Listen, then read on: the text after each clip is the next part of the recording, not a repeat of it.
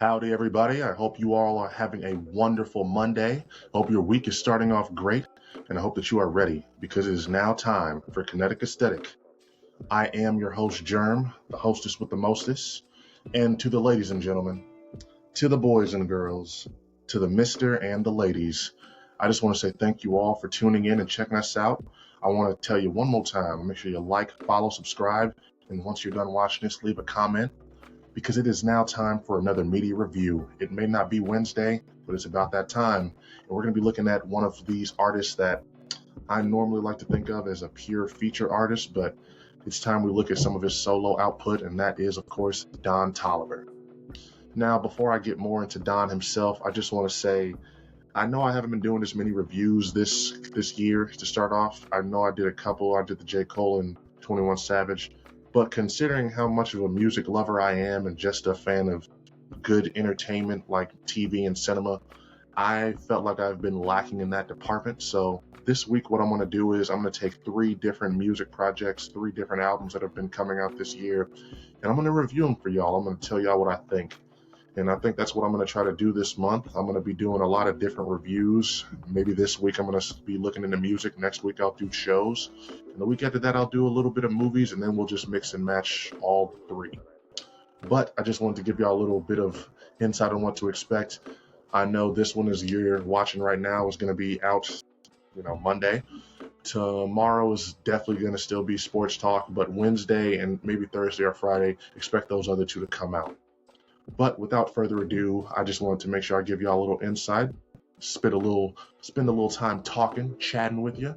But now's the time to get into this media review. So with all that being said, with all of the semantics out of the way, I want you to go ahead, get yourself some food, get comfy, get your feet propped up, because it is time for you to relax, enjoy, and intake some good kinetic aesthetic. Alrighty, everybody. So the first thing that I want to talk about when it comes to reviewing this album is just highlighting just how long this album actually is in comparison to its actual runtime. So it comes in at 49 minutes, so you would think that it's not going to be that long. But just based off the tempo of a lot of the songs and the way a lot of these songs, despite the album being called OCTANE, are just not high intensity. They're not very, intense. This album feels more like it's an hour and 30 minutes. And especially on the songs that don't have features, where it's just Don by himself, it just can be a bit of a slog. Like I said, it's not the whole album. He does a good job of sprinkling the features in throughout, and I will say that the last little batch of songs at the end by himself are much better in comparison. But that first half of the album was a little bit of a damn, is this really the whole thing? Especially that first two tracks. E85 it's an intro that leaves a lot to be desired. It starts off epic, but when you really go back and listen to it, it's not all that. And then Body, it's sort of a good song. If you heard it in the club, you would start to move, especially if you got some liquor in you and you feeling yourself. But other than that, it's not a song that I would go back to at all. It's not until Rendezvous, where you have Yeet come in and offer up a different energy, different flavor, where I really started to feel like the albums showed me a little bit of what it was going for. Yeet and Don have a very good chemistry together, so that's somebody that I think that he should definitely work with more in the future. But again, it's after that where you sort of get back into more songs that are just Don by himself, where that's the most challenging part of the album for me to get through. It's just, Don Toliver is not a bad artist. I don't want to get this misconstrued, but he, in a lot of ways, is very similar to me to Ty Dolla $ign, and that I just think that he works a lot better when he's collaborating with others. Not only the Yeet feature, the Travis feature actually does a great job on this album, and I'm not usually a big fan of Travis Scott features. This is a song where he doesn't really switch up the beat the way he normally likes to whenever he's coming on to a song. And even then, he does a good job. It feels like he fits. And he honestly outdoes Don on the song. And it's the same thing with Tizo Touchdown. That's sort of the theme, and probably the reason why he didn't have too many features on it is that it just felt like a lot of the times when it's a song with another person, they're going to come in and steal the show. And maybe that's just Don's thing. He's not maybe the best guy to lead a project. But if you put him on a song with somebody else where they can come in and just add a little different style or flavor to it, he is able to shine. Another thing that I really did notice about this album, Don Toliver just doesn't have the best songwriting. The lyrics aren't the best. It feels like, and again, this is something that I will say about all of, like, he's not, it's his whole label. Travis Scott is not somebody that I will go to for lyrical content. But damn it, if this was just not a sort of a boring album, especially like I'm vibing through this whole thing. I'm not really listening to anything this man has to say. And the times that I did, I was left unimpressed. It's, how do I put this? Don Toliver is a good artist. He's a good artist. I'm not going to call him great, but he's not a good singer. He's not the best rapper. And I can't even say that he puts songs together the best. I feel like Don Toliver is he's the definition of a mid artist. And I'm not trying to like say that, I'm trying to say that in the least offensive way possible, I guess. Because this album highlighted just for me how he's just not somebody that I want to listen to a whole project by himself.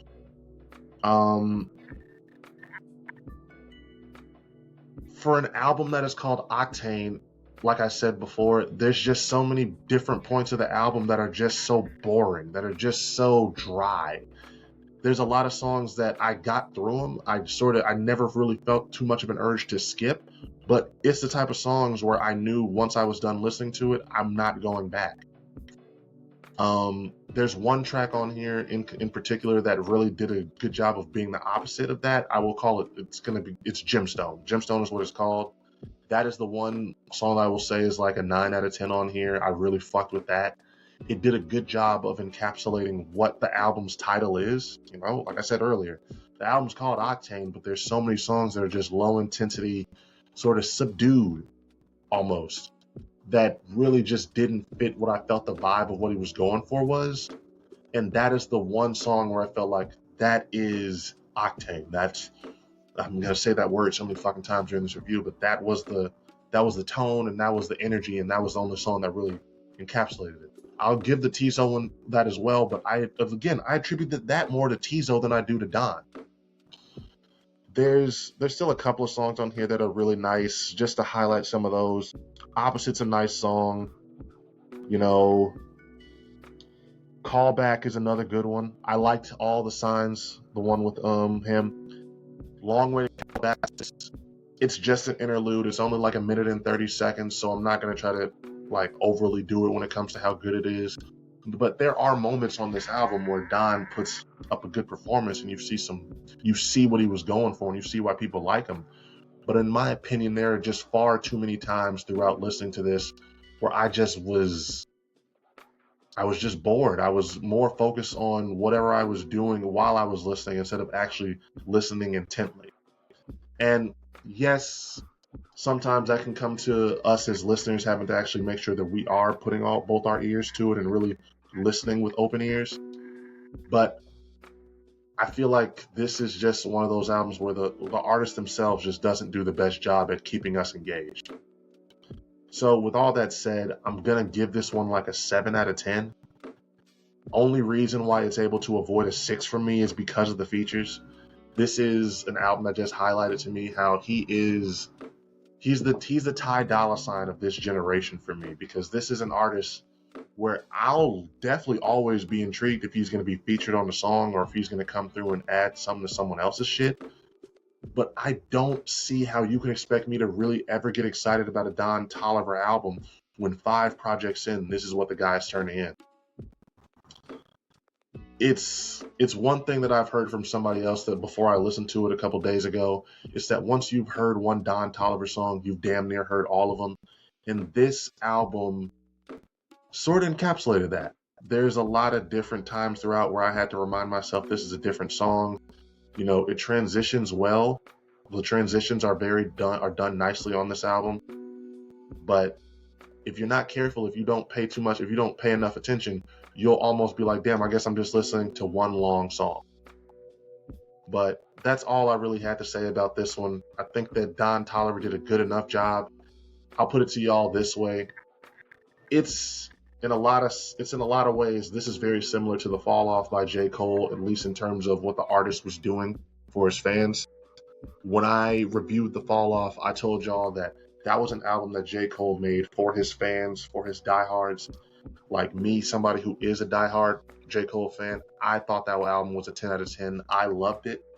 I imagine it would feel the same for people that really fuck with Don Toliver on this one. They might think this was a 9 out of 10 or an 8. But for me, this is just a 6. It's not interesting enough to really make me go back and listen to it. There's only one song that I really like saved, and that was Gemstone. And aside from that, it's just another Don Toliver album. And that's in a lot of ways the worst thing you can say about an artist who is this deep into his career with 5 albums. So, like I said, it's a 7 for me, 6 if you're only just listening to it for Don.